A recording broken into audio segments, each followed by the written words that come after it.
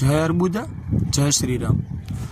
મિત્રો, બોલવું તો નહોતું, પણ ઘણી વખત એવું થતું હોય છે કે આપણે બોલીએ નહીં તો જે જૂઠ જ છે એ જૂઠ જ સત્ય લાગવા મળતું હોય છે। એટલે આજે ઘણી બધી બાબતો છે એને સ્પષ્ટ કરવી જરૂરી છે।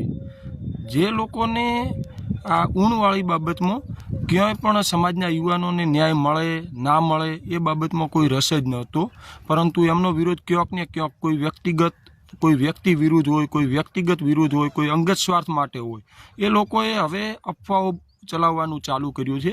તો મારે તો માત્ર એમને એટલું જ કહેવું છે કે તમને કોઈ પણ વ્યક્તિનો વિરોધ હોય, બીજો વિરોધ હોય, તો લોકશાહી દેશ છે, તમે વિરોધ કરી શકો છો, પરંતુ સમાજના નામે કે સમાજના ખભે બંદૂક રાખીને રાજકારણ કરવાનો જે તમે માર્ગ અપનાવ્યો છે એ ખરેખર બહુ ખોટો છે અને સમાજના યુવાનોને પણ આ બાબત ધ્યાનપૂર્વક સમજવાની જરૂર છે। બીજું કે જે હાલમાં હવે આગળ ચૂંટણીઓ આવી રહી છે, તો કદાચ આપણા મુદ્દાઓનું તો એક પછી એક સોલ્યુશન આવી રહ્યું છે, પરંતુ અમુક માણસોને ધારો કે મારા કરતાં પણ વધારે સમાજ પ્રત્યે લાગણી હોય અને એમનું માનવું હોય કે બધું આજે ને આજે જ થવું જોઈએ, તો એ લોકો એ માટે કોશિશ કરી શકે છે। પરંતુ જો ખરેખર એમને સમાજ પ્રત્યે લાગણી હોત અને કોઈના હાથા ના બન્યા હોત કે પછી કોઈ એમનો અંગત સ્વાર્થ ના હોત આમાં, તો એ લોકો જે બી ચૂંટણી બાબતે ચર્ચાઓ ચાલી રહી છે એમાં સ્પષ્ટ રીતે એવું કહી શકતા હોત કે ભાઈ આપણે ચૂંટણીનો બહિષ્કાર કરીશું કે પછી નોટામાં દબાઈશું, બટન નોટામાં દબાઈશું। પરંતુ ક્યાંક ને ક્યાંક એ લોકો ડાયરેક્ટલી સીધા એક જ પક્ષનો પ્રચાર કરવાનું ચાલુ કરવું કે આપણે કોંગ્રેસ જીતાડવાની છે।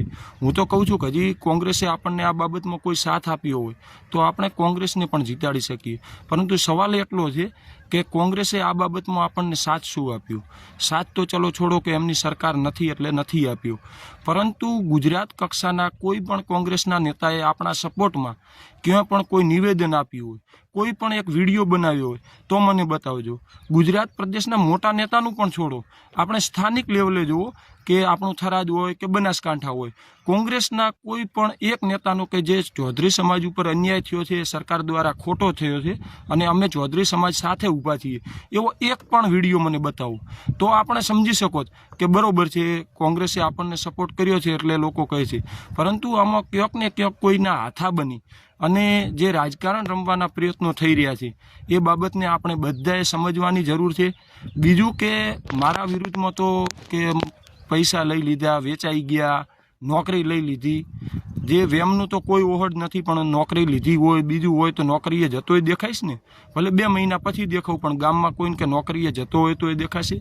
અને અમે તો વેચાઈ ગયા, ચલો હું માની લઉં કે અમે તો વેચાઈ ગયા, તો એના છતાં પણ સામેના જે હુમલાખોર લોકો હતા 3 લોકોની ધરપકડ કરાવીને જેલની પાછળ છે હાલમાં, જે બીજા છે એમને પણ બહુ જલ્દી જેલની પાછળ હશે। બીજું કે અમે તો વેચાઈ ગયા, તો વેચાઈ ગયા છતાં પણ પોલીસની ભૂમિકા સામેની તપાસ શરૂઆત કરાવરાવી છે અને રિઝલ્ટ પણ આપણા બધાની સામે આવશે। બીજું અમે તો ભલે નોકરીઓ લઈ લીધી, બીજું લઈ લીધું, જે કર્યું હોય, પરંતુ કેસો પાછા ખેંચાય એ માટેનો પ્રયત્ન કરી રહ્યા છીએ અને આગળ આપણને એ બાબતમાં બહુ જલ્દી જ સુખદ સમાધાન પણ દેખવા મળવાનું છે। પરંતુ તમે લોકો જ નથી વેચાયા, જે મારા વિરુદ્ધમાં કોમેન્ટ કર્યા, તમે તો નથી વેચાયા ને, તો તમે શું કર્યું? તમે 300 રૂપિયાનું નેટ કરાવી અને કોમેન્ટ કરવા સિવાય શું કર્યું એ જણાવો, અને કદાચ હજી સુધી ના કર્યું હોય તો હવે આગળ તો કંઈક કરો, હું તમારી સાથે ઊભો છું। તમે જો મારાથી કંઈ વિશેષ સારું કરી શકતા હો તો એ કરો, હું તમારી સાથે ઊભો છું। બાકી તમે જે તમારા અંગત સ્વાર્થ માટે કે કોઈના હાથા બની અને જે રાજકારણ કરવાનું ચાલુ કર્યું છે એને સમાજ સારી રીતે સમજે છે અને હજી આગળ પણ સમજશે। અને બીજી વાત કે જે આ ટાઈપના માણસો છે એમના કારણે કરીને જ સમાજના કોઈ પણ યુવાન હોય તો એ યુવાન અન્યાય સામે લડવા ઊભો થતો નથી કે આગળ શું થશે શું નહીં થાય। એટલે મિત્રો, આ બાબતે આપણે ઘણી બધી બાબત સમજવાની જરૂર છે। અને બીજું તો જે બી લોકો આપણો બીજી રીતે વિરોધ કરતા હોય કે એમના અંગત કામ માટે કરતા હોય તો આપણે એમને સમજી વિચારી અને ખુલ્લા પાડવાની પણ જરૂર છે। જય અર્બુદા, જય શ્રીરામ।